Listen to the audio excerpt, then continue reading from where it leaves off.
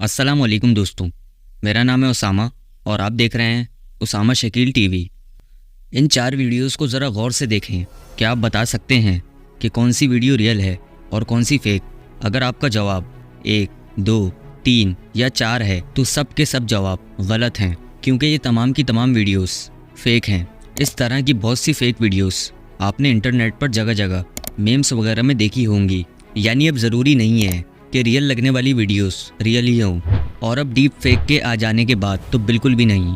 एक इतना powerful AI tool जो किसी की भी ज़िंदगी को तबाह कर सकता है, जिसे बनाया तो शायद इंसानों के फ़ायदे के लिए था, लेकिन इसके नुकसानात अभी से नज़र आना शुरू हो गए हैं।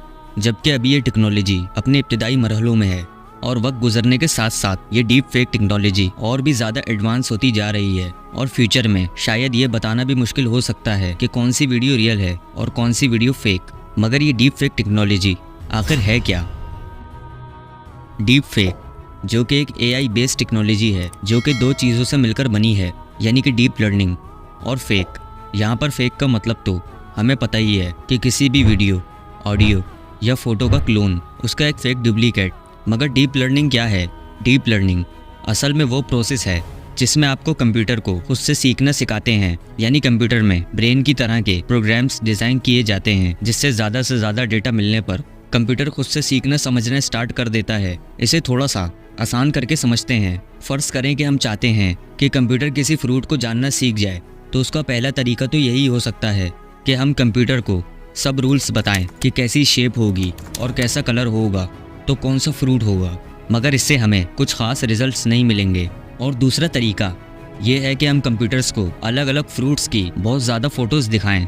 मिसाल के तौर पर हम कंप्यूटर में एप्पल की इतनी ज़्यादा फ़ोटो फीड करें कि कंप्यूटर के पास एप्पल के हर एंगल का डेटा मौजूद हो, तो एक वक्त आएगा कि कंप्यूटर प्रोग्राम बआसानी किसी भी एप्पल की तस्वीर को फ़ौरन पहचान जाएगा। ये ठीक बिल्कुल उसी तरह से है जैसे इंसान सीखते हैं। इंसानों के सीखने का तरीका भी बिल्कुल डीप लर्निंग के तरीके की तरह ही होता है। यहाँ पर डीप लर्निंग दरअसल मशीन लर्निंग का एक हिस्सा है, और ये दोनों आर्टिफिशियल इंटेलिजेंस का हिस्सा हैं। और इसी टेक्नोलॉजी का गलत इस्तेमाल आपको आए दिन किसी न किसी वीडियो में देखने को मिलता रहता है।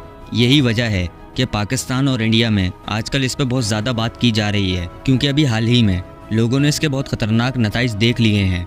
यूँ समझें कि डीप फेक टेक्नोलॉजी में एक नहीं बल्कि 2 एल्गोरिदम्स काम करते हैं, जिसमें से एक एआई क्रिएटर होता है और दूसरा एआई डिटेक्टर। पहले एआई का काम ये होता है कि डेटा को इकट्ठा करके नई इमेज क्रिएट करना, और फिर दूसरा एआई बनी हुई फ़ोटो में से गलतियां तलाश करता है।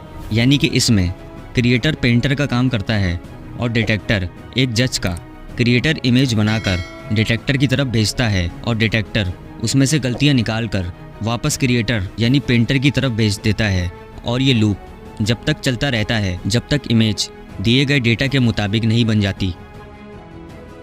अब तो डीप फेक टेक्नोलॉजी बहुत से मोबाइल ऐप्स में भी आना शुरू हो गई है, और इसका इस्तेमाल बहुत ज़्यादा आसान होता जा रहा है, जिसकी वजह से इसका इस्तेमाल अक्सर मीम्स वगैरह में होता है। और यही ख़तरे की बात है, क्योंकि एआई टेक्नोलॉजी बहुत ही स्पीड से ग्रो कर रही है, और उसके साथ साथ ये टेक्नोलॉजी अपने आप को और बेहतर से बेहतर करती जा रही है।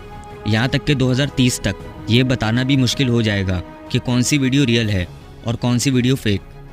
2014 में गुड फेलो ने इस टेक्नोलॉजी को अपने पेपर में हाईलाइट किया था, और जब तक इस टेक्नोलॉजी का यूज़ सिर्फ फ़न और एंटरटेनमेंट के पर्पस के लिए होता था। इनफैक्ट डीप फेक की वजह से एडवर्टाइजमेंट इंडस्ट्री को भी फ़ायदा होना शुरू हो गया था, जिसकी मदद से एक ही ऐड को अलग अलग लैंग्वेजेस में देखना पॉसिबल हो गया था।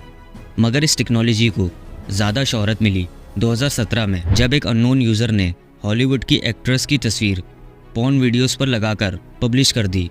परेशानी की बात यह है कि इंटरनेट पर मौजूद 96% deep fake videos porn videos ही हैं, जिसमें से 99% वीडियोस फीमेल्स की हैं। 2023 में पब्लिश हुई state of deep fake reports के मुताबिक 2019 से 2023 तक डीप फेक पॉर्न में 550% तक का इजाफा हो चुका है, और जिसने बहुत सी कंट्रीज़ को अपनी लपेट में ले लिया है। यहाँ तक कि टेलीग्राम जैसे प्लेटफॉर्म पर बहुत ज़्यादा डीप फेक बोट्स अवेलेबल हैं, जो इसे और भी ज़्यादा इजी और एक्सेसिबल बना रहे हैं। यानी कि इस टेक्नोलॉजी का बुरा इस्तेमाल बहुत ज़्यादा होता जा रहा है। यहाँ तक कि लोग किसी से बदला लेने के लिए उसकी डीप फेक वीडियो बनाकर पब्लिश कर रहे हैं। और ख़तरे की बात यह है कि इस पर अभी तक कोई कानून नहीं बना। और सिर्फ इतना ही नहीं, बल्कि इस टेक्नोलॉजी का इस्तेमाल पॉलिटिक्स में भी किया जा रहा है। ये है अफ्रीका और इसमें एक कंट्री है गाबुन। यहाँ के प्रेसिडेंट का नाम अली है। यहाँ पर एक डीप फेक वीडियो पब्लिश हुआ था जिसकी वजह से मुल्क की हालत इतनी ज़्यादा ख़राब हो गई थी कि गवर्नमेंट गिरने तक की नौबत आ गई थी। यहाँ तक कि गेबन की आर्मी ने प्रेसिडेंट को हटाकर सारा कंट्रोल खुद ले लिया था। इसके अलावा रशिया और यूक्रेन वॉर में भी कुछ इस तरह का मसला हुआ था जिसकी वजह से वार का रुख ही बदल सकता था, क्योंकि इस वीडियो में यूक्रेन के प्रेसिडेंट अपनी आर्मी को रशिया के आगे सरेंडर करने का कह रहे थे। और क्योंकि ये वीडियो बहुत ज़्यादा परफेक्ट नहीं बनी थी इसलिए जल्द ही पकड़ी गई, वरना आप लोग सोच ही सकते हैं कि वॉर का रुख बिल्कुल तब्दील हो सकता था।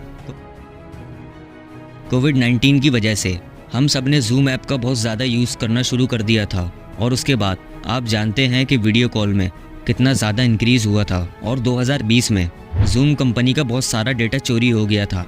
कंपनी का ये क्लेम है कि सिर्फ यूज़र नेम्स और पासवर्ड ही लीक हुए थे, मगर सोचिए कि हमारी लाखों वीडियो कॉल्स का डेटा चोरी हो गया। यानी हमारा फेस अलग अलग लाइटिंग में कैसा दिखता है, इसका घंटों का डेटा स्कैमर्स को मिल गया। अब आने वाले वक्त में इस टेक्नोलॉजी को और कितना पावरफुल किया जा सकता है इसका शायद अंदाज़ा लगाना भी मुश्किल है। आए दिन डीप फेक वीडियोस बढ़ते ही चले जा रहे हैं। जिस तरह से इंडिया और पाकिस्तान में बहुत से केसेस सामने आए हैं, इसी तरह से पूरी दुनिया इसकी लपेट में आती जा रही है। अब इंटरनेट पर किसी की भी वीडियो देखने से पहले उसे अच्छे तरीके से चेक कर लीजिएगा। इस टेक्नोलॉजी की वजह से ना तो किसी का चेहरा महफूज है और ना ही किसी की आवाज़। अब अच्छी बात यह है कि इस पर अब बात होना स्टार्ट हो गई है और इसे अब सीरियस लिया जा रहा है। उम्मीद है कि फ्यूचर में हमें इससे बचने के लिए भी कोई टेक्नोलॉजी मिल ही जाएगी और इसका प्रॉपर कोई कानून बनाया जाएगा। वैसे आप इस बारे में क्या सोचते हैं, कमेंट सेक्शन में ज़रूर बताइएगा। और अगर आपको वीडियो पसंद आया हो और अगर कुछ नया जानने को मिला हो तो इस वीडियो को लाइक करिएगा और चैनल को सब्सक्राइब करें। मैं मिलूँगा आपसे इसी तरह की किसी नेक्स्ट वीडियो में। तब तक के लिए अल्लाह हाफिज़।